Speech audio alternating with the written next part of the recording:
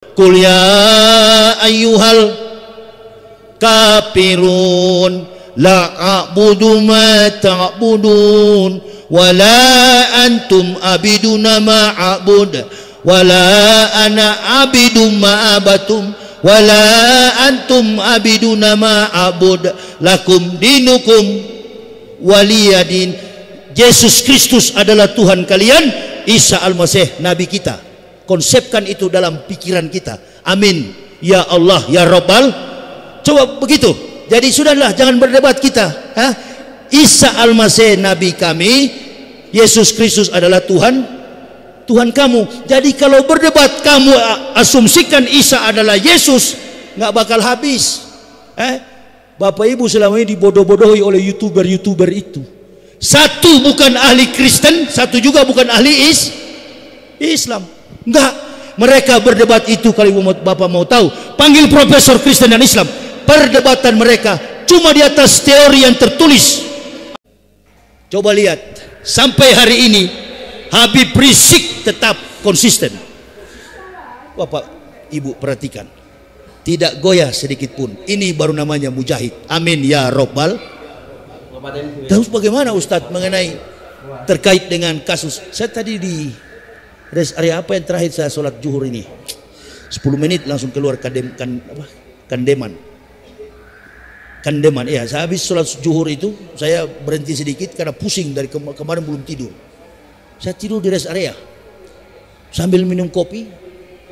3 orang tanya dari Jakarta, mereka mau ke Lamongan. Ustadz mau kemana? Saya bilang saya mau pergi ke Banjarnegara. Mau tanya Ustadz, tanya apa? Ini lagi ribut ini masalah nasab Ba'alawi dengan Wali Songo. Saya langsung skak mati. Ya, kalau main catur teorinya Anatoly Karpov. Stop, jangan bicara itu lagi. Betul atau tidak? Kita ini tetap menghormati innal ulama warasatul anbiya. Kita hormati ulama, kita juga hormati para habaib. Sudah Pak, jangan terlalu banyak tanya. Apalagi saya orang dari kafir. Hormati dua-dua itu. Tidak yang berkelahi. Sudah, anda usah perhatikan Imadudin, Imadodon, itu anak kan umurnya belum. Ilmu tanpa pengalaman bagaikan huruf yang mati. Coba lihat itu asam sulfat yang jadi wakilnya Prabowo sekarang kan. Dibanting-banting oleh publik karena ilmu tanpa pengalaman bagaikan huruf yang mati. Jadi asam sulfat. Begitu. Pengalaman juga tanpa ilmu orang bisa sesat. Mana contohnya Ustadz? Itu yang bisa bicara dengan semut, gupron, tumpul itu. Coba Pak Kiai artikan bahasa Arabnya. Saya nggak ngerti Pak Kiai. Saya juga nggak ngerti bahasa Arab. Saya cuma tahu bahasa Manado. Tapi setidak sebodohnya saya ini, jangan coba-coba. Saya juga sering pegang kamus. Sampai bilang orang Kristen pun masuk surga. Masuk surga dari mana? Inna atatna lil kafirina salasila wa aklalau wasair. Neraka yang paling panas adalah syair, tempat orang-orang kafir. Sesungguhnya kata Allah, kami sediakan bagi orang kafir belenggu, rantai dan neraka yang menyala-nyala. Siapa orang kafir itu? Al-Quran juga menjawab, laqad kafara allazina qalu innallaha masih ibnu Maryam. Kafirlah orang-orang yang berkata Isa anak Maryam adalah Tuhan selain Allah. Ayo, saya bilang istri, keluar kita dari Kristen, kembali kita ke Islam. Bukan pindah agama. Kami sekeluarga bukan pindah agama, tapi kembali kepada fitrah sesuai perjanjian. Alastu birabbikum qalu bala syahidna. Rocky Gerung sebenarnya begitu bagus analisis setiap ayat, baik secara historical, secara tematis, secara teologis, dan kemudian tampung dalam substansi rasionalitas. Kalau sudah masuk akal dalam konsep sejarah tematis, baru bikin semacam keputusan. Saya begitu, 8 tahun saya kaji. Di mana kami ini dituduh-tuduh kafir dulu? Oh, ayatnya. Berarti bukan orang Islam. Sama dengan kita mengatakan kafir. Oh, marah satu Indonesia. Tapi itu yang paling dibacakan oleh Rasulullah ketika sholat maghrib. Betul apa betul? Qul ya ayyuhal kafirun la a'budu ma ta'budun wa la antum abiduna ma a'bud wa la ana abidu ma abatum wa la antum abiduna ma a'bud lakum dinukum waliyadin. Yesus Kristus adalah Tuhan kalian, Isa Al-Masih Nabi kita. Konsepkan itu dalam pikiran kita. Amin ya Allah ya Rabbal. Coba begitu. Jadi sudahlah, jangan berdebat kita. Isa Al-Masih Nabi kami, Yesus Kristus adalah Tuhan kamu. Jadi kalau berdebat kamu asumsikan Isa adalah Yesus, nggak bakal habis. Bapak Ibu selama ini dibodoh-bodohi oleh YouTuber itu. Satu bukan ahli Kristen, satu juga bukan ahli Islam. Enggak, mereka berdebat itu. Kalau Bapak mau tahu, panggil profesor Kristen dan Islam. Perdebatan mereka cuma di atas teori yang tertulis. Apa namanya? Perdebatan alegoris. Tanya dosen bahasa di sini. Saya nggak pernah saya tanggapi fitnah apapun yang mereka buang ke publik. Saya nggak pernah, karena kelasnya sudah jauh. Kalau mau berdebat, selipkan dulu. Ingat, kita orang Islam mengakui Isa sebagai nabi. Qala ini Abdullahi ataniyal kitabah wa ja'alani nabiyah wa ja'alani nabiyah. Sekali lagi, wa ja'alani nabiyah. Allah mengutus aku sebagai seorang nabi, bukan sebagai Tuhan. Bagaimana Jokowi ke Korea Selatan 2 minggu, istana ada Jokowi. Kira-kira begitu ya. Nah, baru berdoa bahasa Ibrani, Abinu seba samayem yitkada semeka tabu malkuteka yaseresoneka kaaser gaambares etlem hukan utan lanu hayom. Itu bahasa Ibrani. Abinu seba samayem, Bapa kami yang di surga. Doa Bapa kami. Katanya Yesus itu Tuhan, dia berdoa kepada Bapa yang mana lagi? Makanya orang Yahudi sema Israel Yahweh Eluhenu Yahweh Ehad hikomantakim dekalama Muhammadin. Dari dulu saya sampaikan begini, ibu bapak sendiri terpengaruh. Tapi itu ya bohong, dia pembohong. Hikomantakim dekalama Muhammadin yang mengatakan nama Nabi tercinta Rasulullah Muhammad Sallallahu Alaihi Wasallam. Yahudi pada Wailing Wall, tembok ratapan. Buka di YouTube, terungkap sekarang. Manusia hidup sekarang ini seperti akuarium, ikan di dalam akuarium. Segala hal terungkap. Betulkah Nabi Muhammad disebut-sebut dalam doa ketika orang Yahudi meratap pada tembok ratapan? Adonai jismurkah mikolrah yesemor etnap setah mikolrah Adonai yismurkah kaufueka me'ata we'at olamin hikomantakim dekalama Muhammadin. Bukan Muhammadin, Muhammadin. Buka di YouTube, ibu bapak. Tapi jangan sekarang, nanti habis saya ceramah. Betul nggak? Dari dulu sudah saya sampaikan, umat Islam semua tenggelam. Ada yang percaya? Ini kalau berdebat nggak kelas lah, nggak kelas. Saya sudah nonton mereka berdebat itu. Ibu bapak yang habis-habisin pulsa. Lebih baik ibu bapak buka Quran. Alif lam mim jalikal kitabul la raiba fi hudalil muttaqin. Ada seorang muslim setiap saat WA sama saya tidak mau angkat. Ustadz, bagaimana caranya supaya saya bisa menghafal ayat-ayat suci kitab Kristen? Karena saya mau berdebat dengan orang Kristen. Kamu Kristen Islam? Saya orang Islam Ustadz, nama saya ini. Kamu jangan hafal ayat kafir itu, kamu hafal ayat Quran. Enggak Ustadz, saya mau mengislamkan mereka. Tak ada orang yang masuk Islam kecuali izin. Jangan dipaksa lah, ikra hafidin. Saya Islamkan orang ini sudah ribuan kiai, puluhan ribu di Indonesia ini. Bahkan ada satu kampung di Mentawai, Sumatera Barat, jengkel saya ceramah, satu kampung masuk Islam. Buka aja di YouTube. Karena jengkel sama Ustadz Yahya masuk Islam. Terangkan kepada setidak-tidaknya. Ini kalau orang Kristen dengar, ini kan tidak menantang. Yang di Medan paling bagus dengan di Manado. Sementara ceramah di masjid begini, gereja di samping sana. Memang enak sekali baku hantam begitu.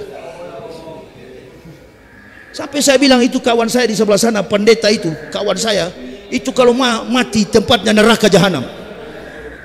Bukan benci ibu bapak, bukan cari muka, bukan cari muka. Sayang kepada mereka.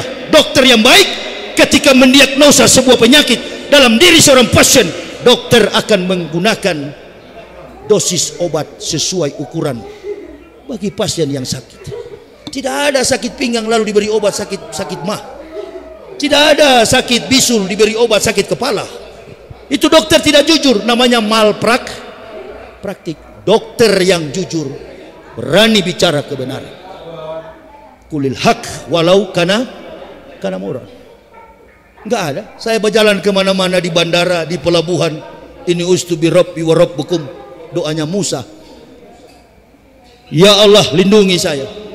Lindungi diri saya dalam perjalanan. Berikan saya kekuatan. 3 Juli kemarin saya ke Medan. 3 Juli tragedi terjadi. Wallahi, pesawat Citylink,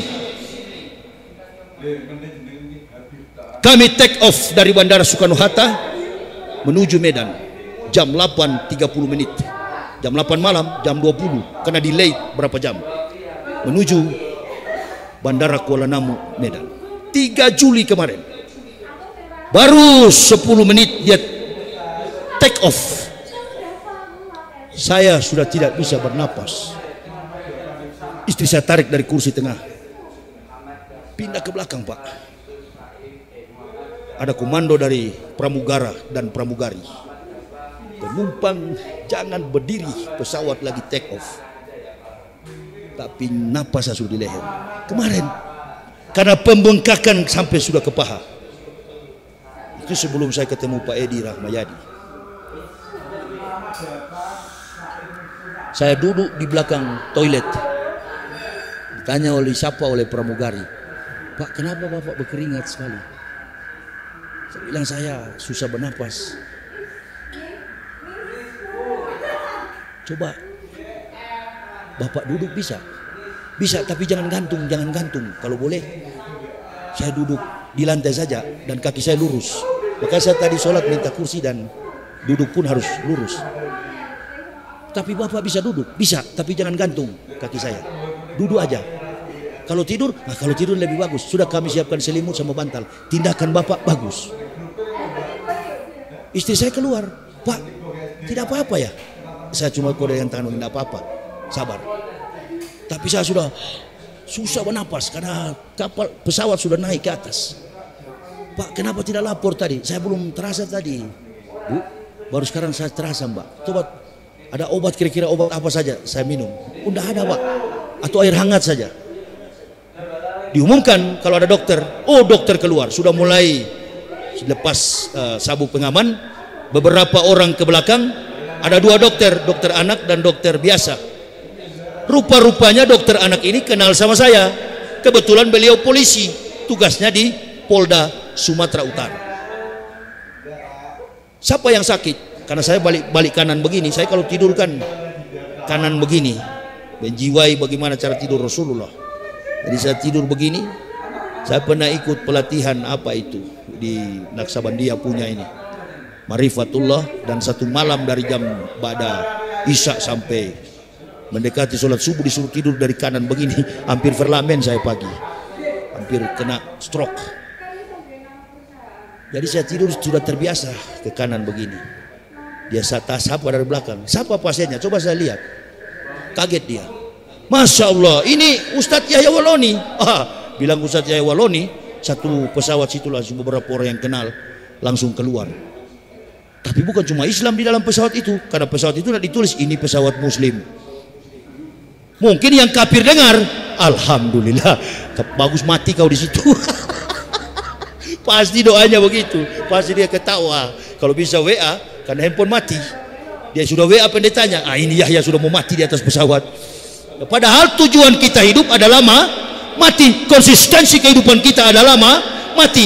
Jangan hidup kalau takut mati. Udah, berdiri dia, berdiri. Mana? Itu, bukan orang Islam. Tengok, semua di pesawat itu tengok. Datang Pak Akbar namanya, polisi. Ustadz ada bawa obat. Saya bilang ada obat yang biasa saja dikasih dokter di puskesmas. Ya mana obatnya? Saya lihat, wah ini bukan mah, ini penyakit mah. Ini jantung ini Ustadz. Ya spesialis anak, tapi tahu kaki saya bengkak. Ini bukan mah ini. Karena pertama analisa dokter ya puskesmas lah. Ini katanya cuman GERD. Ditambah waktu saya habis puasa itu juga memang ada mah. Ya ini bukan ini Ustadz, jantung ini. Untung tidak ke paru-paru. Kalau ke paru-paru bisa langsung meninggal orang. Sudah, coba angkat sedikit kakinya ada laci yang kosong itu. Saya tidur situ, dia bawa lemari itu di paling belakang. Kamar mandi, toilet. Saya bukan kamar mandi, toilet pesawat. Saya di belakangnya, di samping pintu keluar itu. Saya sudah gantung kakinya, agak enak. Nah, rupa-rupanya ada dokter perempuan di situ. Dia juga dekati, mana yang sakit. Datanglah pramugari berapa orang. Pokoknya jangan dulu Pak Ustadz berdiri sampai tiba di Medan. Alhamdulillah dikasih minum obat. Bahkan ada jamaah yang ikut di pesawat itu. Dan ada pramugari juga yang bawa obat Isosorbit. Ditaruh di bawah lidah. Karena istri saya panik. Dokter kan bilang taruh di bawah lidah. Bukan di bawah lidah, ditaruh di bawah gusi. Bukan di bawah lidah, di bawah gusi. Woi kawan, salah taruh itu. Taruh di bawah lidah.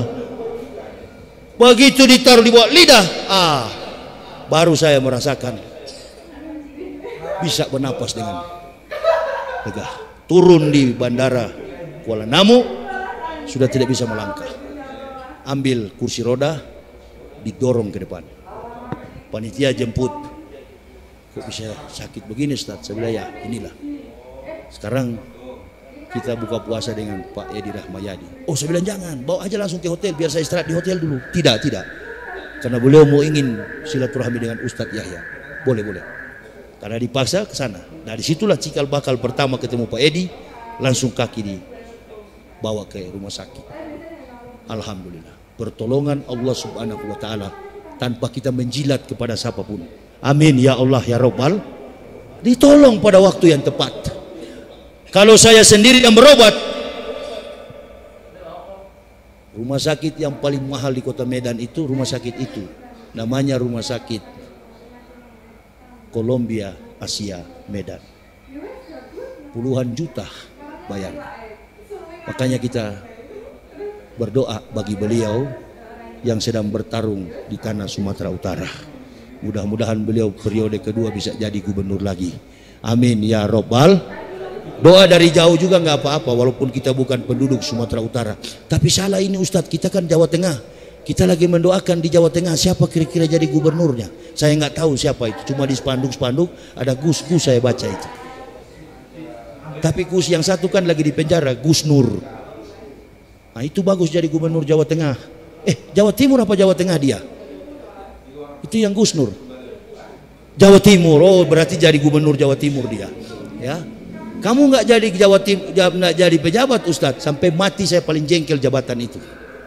Ya, dari Kristen saya adalah pendeta, tukang pidato.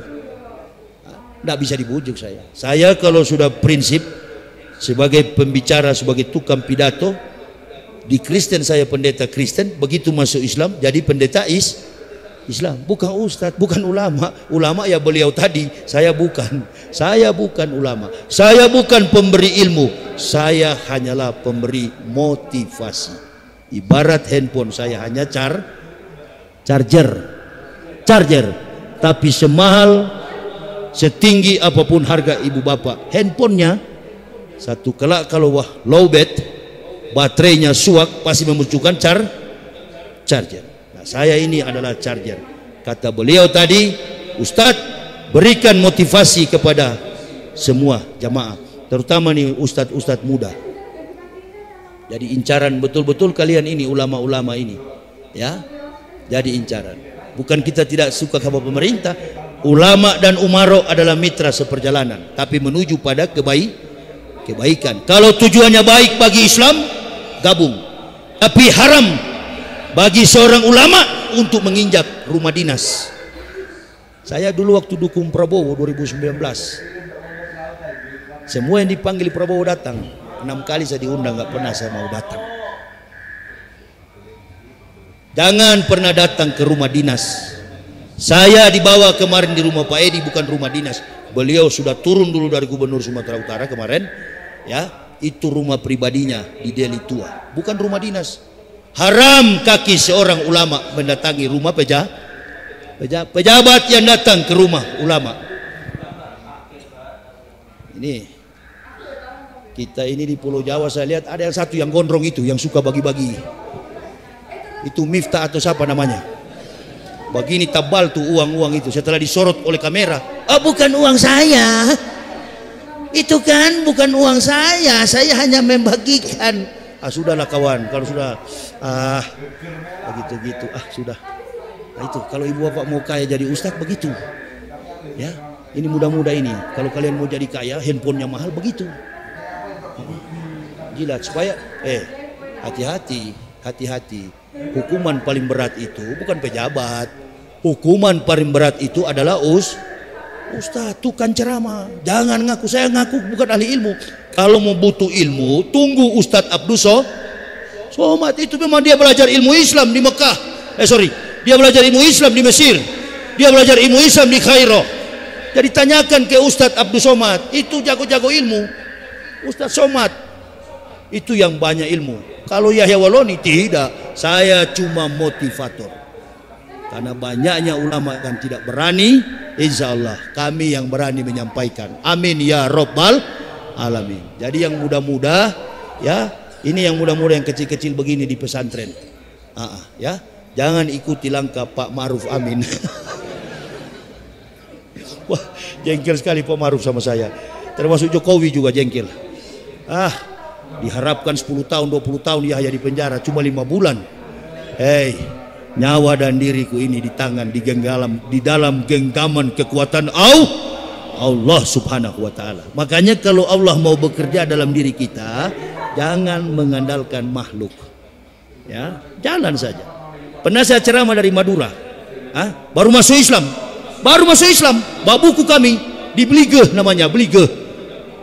Pergi 80 km dari pasar apa itu, Sampang atau apa, masuk ke dalam acara haulan di Madura. Begitu habis acara saya bilang, silakan bagi yang berminat membeli buku saya. Apa kata kiainya? Ustadz, di sini jamaahnya buta-buta huruf. Kawan, 1 biji pun tidak ada yang laku. Marah ini harim saya, istri saya marah pulang. Dia bilang, kamu ketawa-ketawa ya. Kalau kita menyeberang dari apa itu, dulu belum ada jembatan itu, apa namanya, dari Suramadu belum, dulu naik ferry. Dia bilang, kamu ketawa-ketawa Pak, ini bini saya ini yang datang sekarang. Nanti kalau mobil kita mogok pakai kencingmu. Karena uang jalan kami tinggal amplop yang dikasih dengan sisa uang sedikit dari Jakarta. Sudah kawan, jangan khawatir begitu, ini Islam, ya. Sudah, sebentar, saya turun dulu. Mau kemana Pak? Saya mau kencing. Saya turun ke masjid sebentar, saya ambil 2 rakaat. Padahal saya baru habis sholat zuhur, siang kami pulang. Kalau dihitung-hitung dengan amplop itu, nggak cukup ini kami pulang. Ya, 1 biji pun ada yang beli. Saya hibahkan kepada kiai 1 biji. Kenapa Ustadz babuku di sini buta-buta huruf? Di kampung jauh sekali. Saya pergi ke masjid, saya banting 2 rakaat di situ. Sholat. Hanya pendek doa saya. Bukan saya ya Allah, bini saya. Ya khawatir kita nggak punya apa-apa. Jangan permalukan iman kami di hadapan orang kafir dan orang munafik. Pelihara kami. Keluar kami turun dari pelabuhan, lewat jalan Darmo, bertemu pengurus masjid Al-Falah Darmo, Surabaya. Pertama kali saya berdakwah di Surabaya. Ustadz Yahya ini kan, tergantung siapa yang tanya, saya bilang, saya ini Ustadz orang Makassar separuh, ibu saya orang Jawa. Saya pengurus masjid terbesar kedua setelah masjid Masjid Nasional Al-Akbar, kalau apa di Waru. Ustadz, boleh nggak kita bawa ke masjid Darmo? Ustadz bikin tausiah. Satu mobil buku itu dibayar oleh cuma dibayar oleh satu orang.